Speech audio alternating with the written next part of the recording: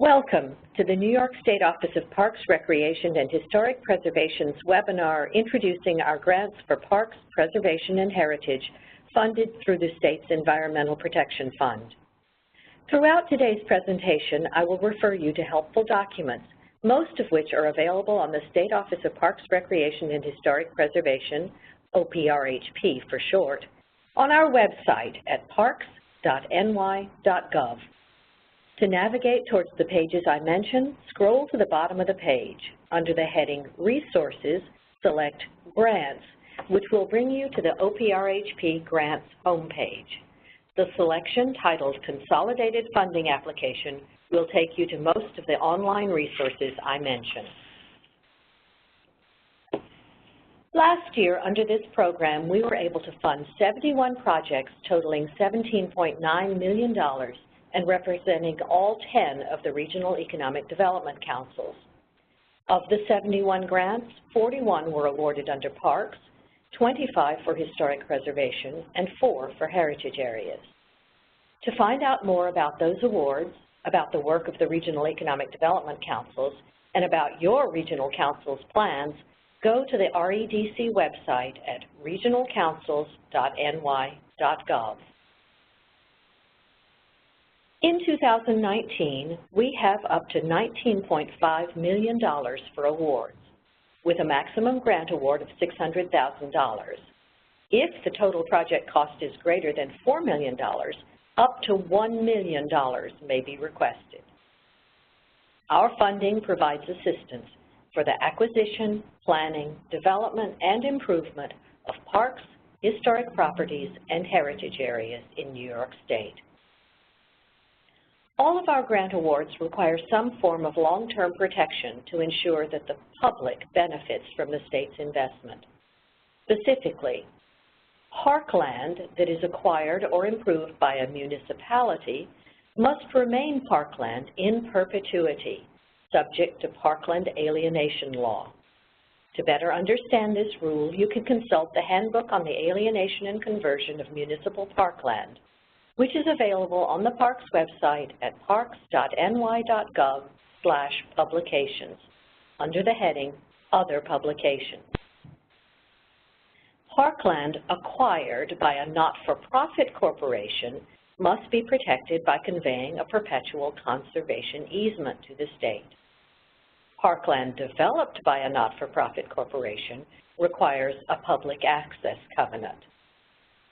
All historic preservation projects require preservation covenants or conservation easements to be conveyed to the state. And heritage area projects will require public access covenants, preservation covenants, or conservation easements, depending on the project. To apply for our EPF Parks Preservation and Heritage Grants, your organization must be a municipality or a not-for-profit corporation. All applicants must be registered in the Grants Gateway, and not-for-profit applicants must be pre-qualified through the Grants Gateway. In addition, your organization must have an ownership interest in the property that is the focus of the project. Ownership may take the form of fee simple ownership or a lease, easement, contract, or memorandum of understanding.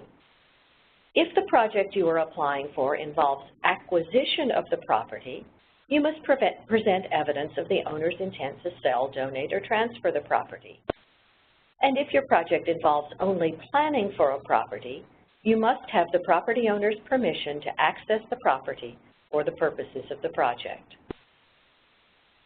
All parties with an ownership interest in the property, including lien holders, will be required to sign the project agreement and may need to sign documents establishing long-term protections for the property. All lien holders must subordinate their interests to those of the state. Applicants should be aware that they may apply in more than one grant category, for example, under both the Historic Preservation and the Heritage Areas programs. But no project will receive more than one award from us in any funding year. Also, while there is no statutory limit on the number of grants one property or one applicant may receive, in the interest of equity and fairness, and in consideration of applicant capacity, it is our policy that applicants having 3 or more open grants with OPRHP should not receive additional awards. All of our EPF grants are for capital projects directed toward the development of property. We can fund planning, acquisition, development, or a combination of these phases. We can fund standalone planning for project-specific planning, such as a structural assessment, feasibility study, or environmental review to determine if a property can be used for the proposed public purpose, or preparation of designs and specifications for rehabilitation of a historic property, or drawing up site designs and schematic drawings for a new park. This funding category is not intended for more general planning projects, such as comprehensive open space management or master plans. We can also fund acquisition of real property for park, conservation, preservation, or heritage purposes. For applications that include acquisition, whether that involves purchase, donation, or transfer from another use, the applicant must upload 2 specific documents. The first, evidence of the owner's intent to sell, donate, or transfer the property. And the second, a written appraisal valuation, commonly known as a desktop appraisal or exterior-only appraisal, for each parcel that will be acquired or used as match as part of the proposal.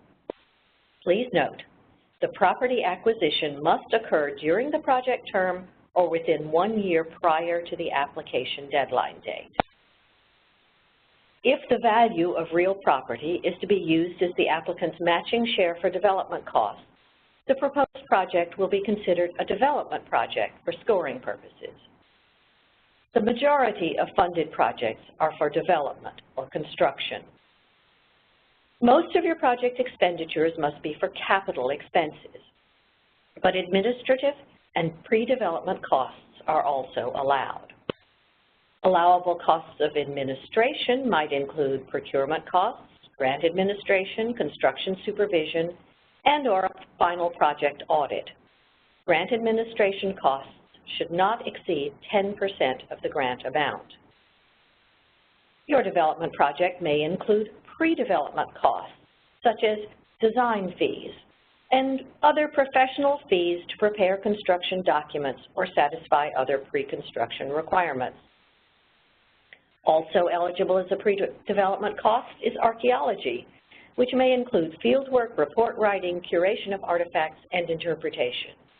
If a shovel is going into the ground, your budget should take into account the need for an archaeological survey. Pre-development costs must be incurred during the project term or in the 3 years prior to the application deadline. And pre-development costs should not exceed 15% of the construction costs. There are also many expenses that should not be included in your project budget. The costs of comprehensive planning, master planning, management planning, open space planning, and the like. The costs of preparing your CFA application. Costs for training, travel, on-the-job training, wages. Finance costs, such as the cost of fundraising, marketing, acquiring working capital, taxes, and interest. The cost of purchasing operational or maintenance equipment.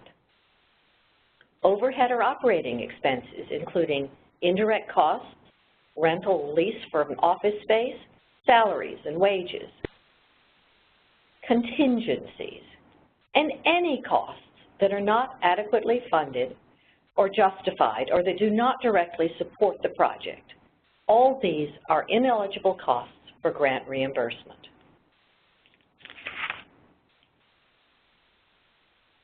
Applications for EPF Parks Preservation and Heritage Grants are considered in 3 program categories.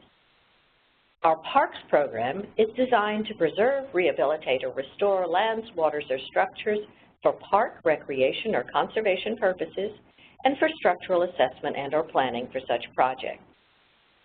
Except for projects on state lands, any not-for-profit applicant applying under the Parks program must provide a resolution of municipal endorsement passed by the governing body of the municipality in which the project is located, which stipulates the municipality's approval and endorsement of the application.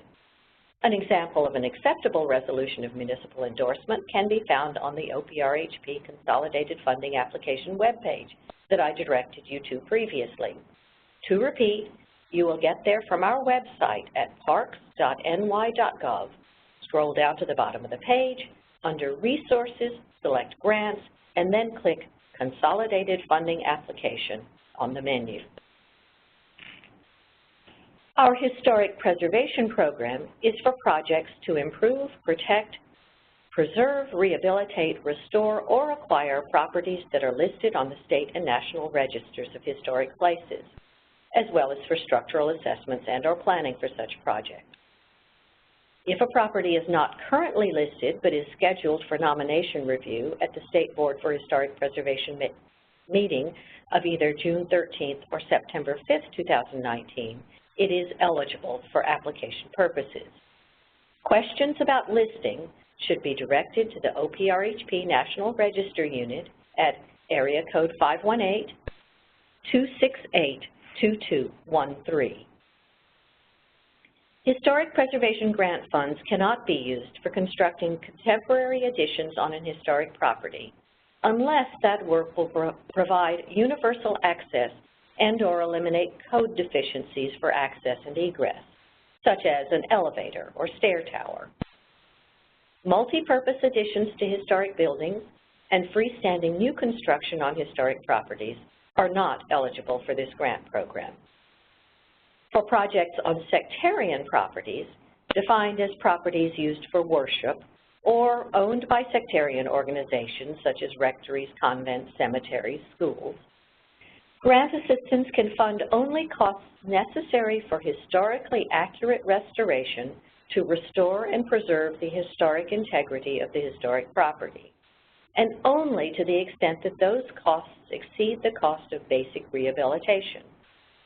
Information and instructions on how to structure and present a sectarian project can be found on the OPRHP Consolidated Funding Application webpage. Our Heritage Areas program is for projects identified in the approved management plans for heritage that are designated under New York State Parks, Recreation, and Historic Preservation Law.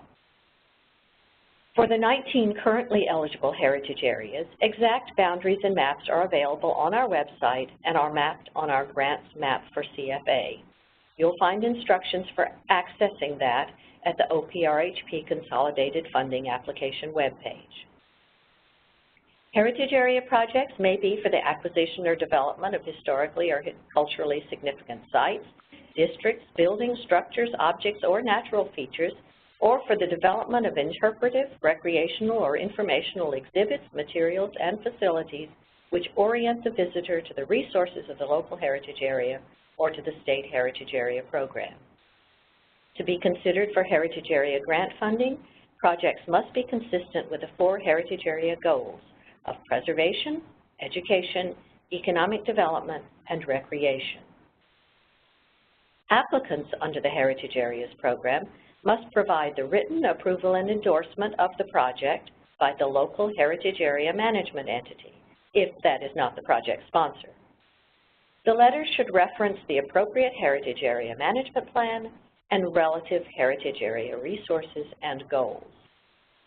Contact information for the heritage areas can be found by going to the OPRHP Grants homepage, clicking on Grant Programs, then on Heritage Areas Program, then on Contact the Heritage Area. The EPF Parks Preservation and Heritage Program is a reimbursement program. You must be prepared and capable of funding your project first. You front the expenditures, and then we reimburse you a percentage of eligible expenditures. Applicants can request funding of up to 50% of the approved project cost, or up to 75% if the project is located in a zip code tabulation area, or ZCTA, with a poverty rate of 10% or more. If you know the ZCTA of the project location, You can find its poverty level in a document linked to the OPRHP Consolidated Funding Application webpage. If you do not know the correct CCTA, follow the instructions in the document using the grants map for CFA on that same page. These are matching grants. As you answer questions in the application, be sure to describe your matching share in detail, including the amount, source, type, and when it will be available. Please note that other EPF funding is not allowable as match for this grant program.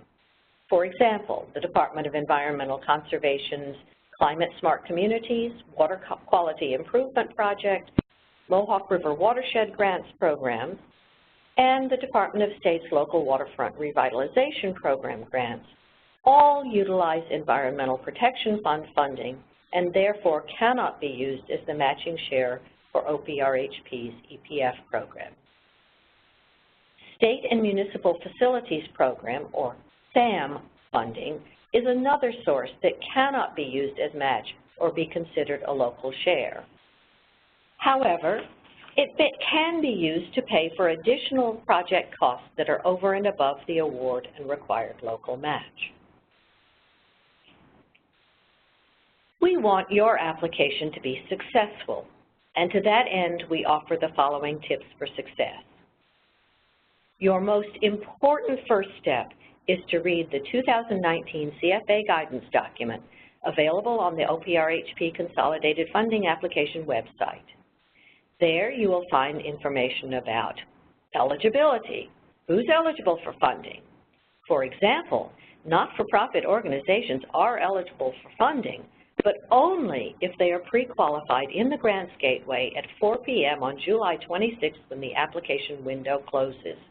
Make sure your documentation is complete and current. The guidance document also spells out what the application requirements are. In particular, you will see that all applications must furnish attachments like maps and photos. Other attachments are required only for certain programs or circumstances. For instance, for projects undertaken by friends organizations or partner groups of state parks or historic sites, the application must include letters of support from the OPRHP Regional Director and Capital Facilities Manager. And most important, the guidance document lists the grant selection criteria. These criteria list exactly what we are looking for in your application and how many points we assign to each criterion. Please note, although there is one application for all program categories, the project impact criteria for parks, historic preservation, and heritage areas differ between programs. Be alert to those differences as you answer application questions. You have read the guidance document, listened to this webinar, maybe even attended a CFA workshop. But the best place to go with your questions about your grant program is to the Regional Grants Administrator for the county where your project is located. Contact information is in the guidance document. There are a lot of questions in the CFA, especially if you are applying to multiple programs. If you are applying to multiple agencies, you may be asked to answer questions shared by multiple funders. Be sure you address all programs when answering shared questions. Questions specific to a single agency or program are probably designed to elicit information directly related to that program's requirements or scoring criteria. So you would be wise to provide pertinent answers. Don't just cut and paste from some other answer.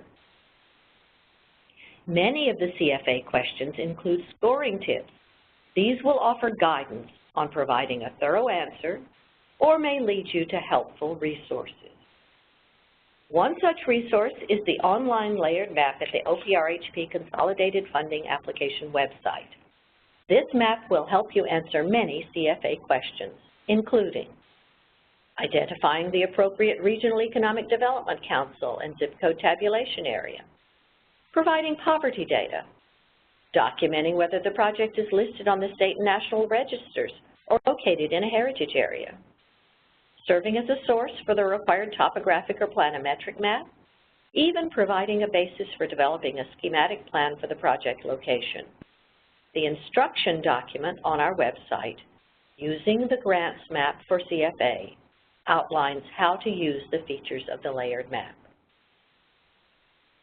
Many questions will ask you both to describe and to document some facet of your project. It is crucial that you attach supporting documentation, whether it is a photograph to show the urgent need for a repair or resumes to document the experience of your administrative team. Show us the evidence. As noted before, the funding priorities and grant selection criteria are listed in the 2019 CFA guidance document. Please note especially the OPRHP Commissioner's priorities for 2019, which are projects designed to enhance inclusion by removing barriers, providing accommodation, and expanding the visitor experience. Walkable public spaces in underserved neighborhoods. Trail projects that provide linkages to the Empire State Trail or create and enhance multi-use pedestrian and bicycle trails, creating physical and functional connections to already protected state and local lands and historic sites. And projects undertaken by OPRHP Friends organizations or other partner groups that occur in state parks or historic sites. Documenting reasonableness of cost is extremely important to the success of your application, worth 20 of the 70 points assigned by OPRHP. The CFA budget section asks you to break down your total project budget by agency and funding source. If you are applying to multiple agencies, make sure your request to each agency is clearly delineated and that all financial documents are consistent. OPRHP will ask you to attach a cost share summary itemized for each element of the proposed project. Be sure to read the scoring tips section, follow the link to the Parks website, and use the examples found in the cost share and budget help documents. As you draw up your budget, plan well. If project costs increase post-award, the grant award will not be adjusted upward. Some cost elements may be allowed retroactively, but be sure to read the rules in the guidance document. When in doubt, check with a regional grants administrator for your county. Readiness is another aspect of reasonableness of cost. Having matching share in place, permits applied for, seeker completed, and RFP drafted are all excellent indicators of project readiness. However, while we are looking for shovel-ready projects, you should be wary of taking any preliminary steps that would not meet state requirements, such as hiring a contractor without following correct bidding procedures. Your regional grants administrator can answer your questions about administrative requirements. Feasibility is the third aspect of reasonableness of cost. You need to demonstrate the capacity to carry the project to fruition on time and on budget, and to maintain it as a public benefit in the long term. In the end, it's up to you to present a concise, clear, and compelling case that your project will be a priority for state funding. Start now to gather your documentation and hone your proposal. The application deadline is July 26th at 4 p.m. We hope that the CFA workshops, this webinar, and our guidance document provide all the information that you need to prepare a successful application for OPRHP's Environmental Protection Fund Parks Preservation and Heritage Program. To find links to all the documents, forms, and resources I have mentioned, I direct you once again to our agency website at parks.ny.gov. Scroll down to the bottom of the page, under Resources, select Grants, and then click Consolidated Funding Application on the menu. And if you have any questions, I encourage you to reach out to your regional grants administrator or to the General Grants mailbox as shown on this slide. On behalf of the New York State Office of Parks, Recreation, and Historic Preservation, I wish you good luck.